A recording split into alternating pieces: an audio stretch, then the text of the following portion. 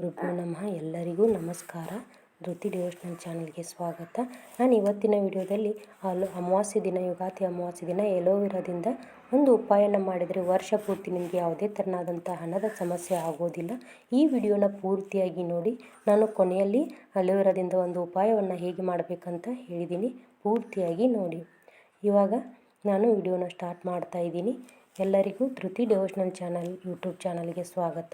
ನಮ್ಮ ಚಾನಲ್ನಲ್ಲಿ ನಾವು ಧರ್ಮ, ಸಂಪ್ರದಾಯ, ಪೂಜೆ ವಿಧಾನಗಳು ಮತ್ತು ಶಾಸ್ತ್ರಗಳಲ್ಲಿ ಹೇಳಿರೋ ಉಪಾಯಗಳ ಬಗ್ಗೆ ತಿಳಿಸುತ್ತೇನೆ. ಇಂತಹ ಮಾಹಿತಿಗಳು ನಿಮಗೆ ಇಷ್ಟವಾದರೆ ವಿಡಿಯೋವನ್ನು ಲೈಕ್ ಮಾಡಿ, ಶೇರ್ ಮಾಡಿ ಮತ್ತು ಚಾನಲನ್ನು ಸಬ್ಸ್ಕ್ರೈಬ್ ಮಾಡೋದನ್ನು ಮರಿಬೇಡಿ. ಸ್ನೇಹಿತರೆ, ಇಂದು ನಾವು ಬಹಳ ಮುಖ್ಯವಾದಂಥ ವಿಷಯದ ಬಗ್ಗೆ ತಿಳಿದುಕೊಳ್ಳೋಣ. ಅದು ಚೈತ್ರ ಅಮಾವಾಸ್ಯೆಯ ಬಗ್ಗೆ. ಹಿಂದೂ ಸಂಪ್ರದಾಯದಲ್ಲಿ ಅಮಾವಾಸ್ಯೆ ದಿನಕ್ಕೆ ವಿಶೇಷ ಮಹತ್ವವಿದೆ. ಆದರೆ ಬಹಳ ಜನರಿಗೆ ಅಮಾವಾಸ್ಯೆಯ ನಿಜವಾದ ಮಹತ್ವ ಗೊತ್ತಿರೋದಿಲ್ಲ. 2026ರಲ್ಲಿ ಬರುವ ಚೈತ್ರ ಅಮಾವಾಸ್ಯೆ ಮಾರ್ಚ್ 19 ಗುರುವಾರ ಬಂದಿದೆ.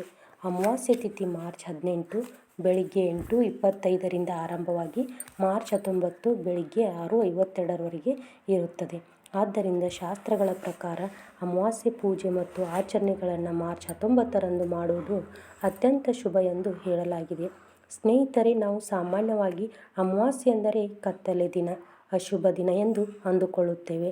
ಆದರೆ ಪುರಾಣಗಳು ಮತ್ತು ಶಾಸ್ತ್ರಗಳು ಹೇಳುವುದೇ ಬೇರೆ. ಅಮಾವಾಸ್ಯೆ ಎಂದರೆ ಕೇವಲ ಕತ್ತಲೆ ಅಲ್ಲ, ಅದು ಶಕ್ತಿಯ ಸಂಗ್ರಹವಾಗುವ ದಿನ. ಈ ದಿನ ಚಂದ್ರನ ಬೆಳಕು ಭೂಮಿಗೆ ತಲುಪುವುದಿಲ್ಲ. ಇದರಿಂದ ಪ್ರಕೃತಿಯ ಶಕ್ತಿಗಳು ಅಂತರ್ಮುಖಿಯಾಗುತ್ತವೆ. ಆದ್ದರಿಂದ ಮನಸ್ಸು ಶಾಂತವಾಗುತ್ತದೆ, ಆಲೋಚನೆಗಳು ನಿಧಾನವಾಗುತ್ತವೆ. ಈ ಕಾರಣಕ್ಕೆ ಅಮಾವಾಸ್ಯೆಯನ್ನು ಅಂತರ್ಮುಖಿಯಾಗುವ ದಿನ ಎಂದು ಕರೆಯುತ್ತಾರೆ. ಪುರಾಣಗಳಲ್ಲಿ ಹೇಳಿರುವ ಪ್ರಕಾರ ಅಮಾವಾಸ್ಯೆ ದಿನ ದೇವರುಗಳು, ಪಿತೃಗಳು ಮತ್ತು ಪ್ರಕೃತಿಯ ಶಕ್ತಿಗಳು ಭೂಮಿಗೆ ಹತ್ತಿರವಾಗುತ್ತವೆ. ಆದ್ದರಿಂದ ಈ ದಿನ ಮಾಡಿದ ಜಪ, ತಪ, ದಾನ, ಪೂಜೆಗಳು ಬಹಳ ಬೇಗ ಫಲ ಕೊಡುತ್ತವೆ ಎಂದು ನಂಬಿಕೆ ಇದೆ. ಇನ್ನೊಂದು ಮುಖ್ಯವಾದ ವಿಷಯ ಏನೆಂದರೆ ಅಮಾವಾಸ್ಯೆ ದಿನ ಪಿತೃಗಳ ದಿನ ಎಂದು ಹೇಳಲಾಗುತ್ತದೆ. ಅಂದರೆ ನಮ್ಮ ಪೂರ್ವಜರ ಆತ್ಮಗಳು ಈ ದಿನ ಭೂಮಿಗೆ ಹತ್ತಿರವಾಗುತ್ತವೆ ಎಂದು ಪುರಾಣಗಳಲ್ಲಿ ಹೇಳಲಾಗಿದೆ. ಆದ್ದರಿಂದ ಈ ದಿನ ಪಿತೃಗಳಿಗೆ ತರ್ಪಣ ಮಾಡುವುದು, ದಾನ ಮಾಡುವುದು ತುಂಬ ಪುಣ್ಯದ ಕೆಲಸ ಎಂದು ಹೇಳಲಾಗಿದೆ. ಪೂರ್ವಜರ ಆಶೀರ್ವಾದ ದೊರೆತರೆ ನಮ್ಮ ಜೀವನದಲ್ಲಿ ಅನೇಕ ಅಡಚಣೆಗಳು ನಿಧಾನವಾಗಿ ಕಡಿಮೆಯಾಗುತ್ತವೆ. ಮನೆಯಲ್ಲಿರುವ ಸಮಸ್ಯೆಗಳು ಕಡಿಮೆಯಾಗುತ್ತವೆ. ಕುಟುಂಬದಲ್ಲಿ ಶಾಂತಿ ಮತ್ತು ನೆಮ್ಮದಿ ಹೆಚ್ಚಾಗುತ್ತದೆ. ಸ್ನೇಹಿತರೆ, ಈಗ ನಾವು ಹೇಳುವ ಉಪಾಯ ತುಂಬ ಸರಳವಾದದ್ದು, ಆದರೆ ಶಾಸ್ತ್ರಗಳ ಪ್ರಕಾರ ಇದು ಬಹಳ ಶಕ್ತಿಶಾಲಿ ಉಪಯೋಗವಾಗಿದೆ. ಈ ಉಪಾಯದಲ್ಲಿ ನಾವು ಅಲೋವೆರಾ ಗಿಡ ಬಳಸಬೇಕು.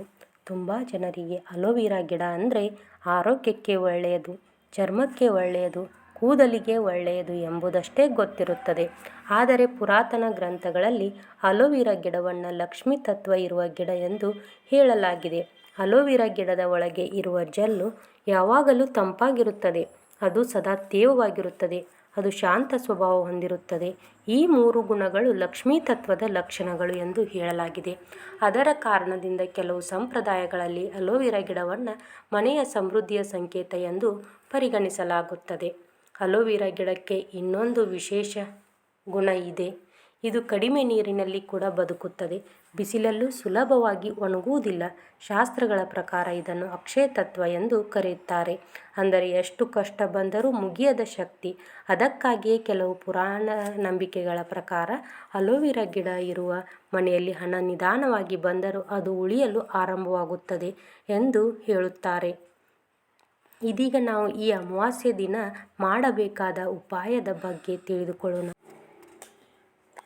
ಬೇಕಾಗುವ ವಸ್ತುಗಳು ಅಂದರೆ ನಾವು ಅಲೋವೆರಾ ಗಿಡದ ಉಪಾಯ ಮಾಡಲು ಯಾವ ವಸ್ತುಗಳು ಬೇಕಂತ ನೋಡೋದಾದರೆ ಹೆಚ್ಚು ವಸ್ತುಗಳೇನೂ ಬೇಡ.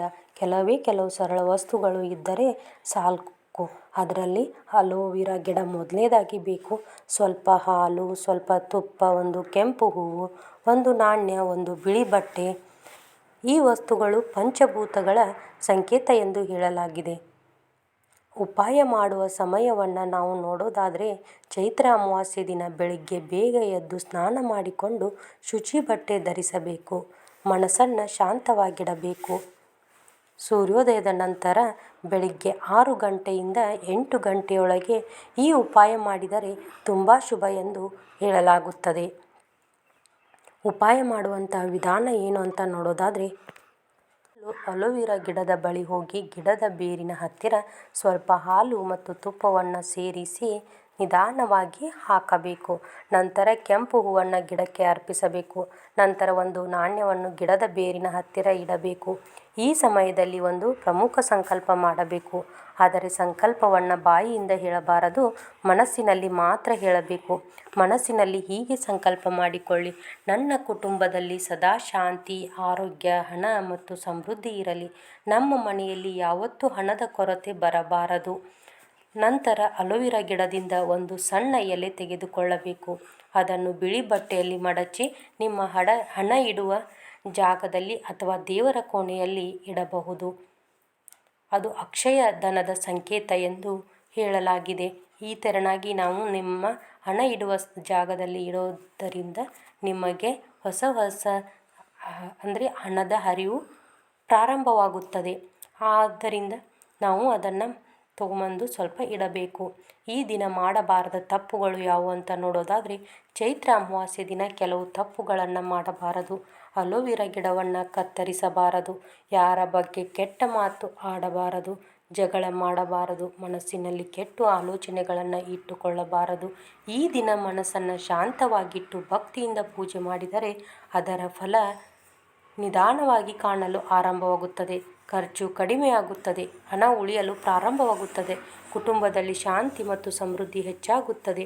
ಸ್ನೇಹಿತರೆ, ಈ ಮಾಹಿತಿ ನಿಮಗೆ ಉಪಯುಕ್ತವಾಗಿದೆ ಅಂತ ನಾನು ನಂಬಿದ್ದೇನೆ. ನಿಮಗೆ ನಾನು ಹೇಳಿಕೊಟ್ಟಿರುವ ಮಾಹಿತಿ ಹಾಗೆ ಈ ವಿಡಿಯೋ ಇಷ್ಟವಾಗಿದ್ದರೆ ಲೈಕ್ ಮಾಡಿ, ನಿಮ್ಮ ಸ್ನೇಹಿತರಿಗೆ ಮತ್ತು ಕುಟುಂಬದವರಿಗೆ ಶೇರ್ ಮಾಡಿ. ಹಾಗೆ ನಮ್ಮ ಧೃತಿ ಡಿವೋಷನಲ್ ಚಾನಲ್ಗೆ ಸಬ್ಸ್ಕ್ರೈಬ್ ಮಾಡ್ಕೊಳ್ಳೋದನ್ನು ಮರಿಬೇಡಿ. ದೇವರು ಎಲ್ಲರಿಗೂ ಒಳ್ಳೆಯದನ್ನು ಮಾಡಲಿ. ಹಾಗೆ ಎಲ್ಲರಿಗೂ ಯುಗಾದಿ ಹಬ್ಬದ ಹಾರ್ದಿಕ ಶುಭಾಶಯಗಳು. ಮತ್ತೆ ಮುಂದಿನ ವಿಡಿಯೋದಲ್ಲಿ ಸಿಗ್ತೀನಿ. ಸರ್ವೇ ಜನ ಸುಖಿನೋ ಭವಂತು.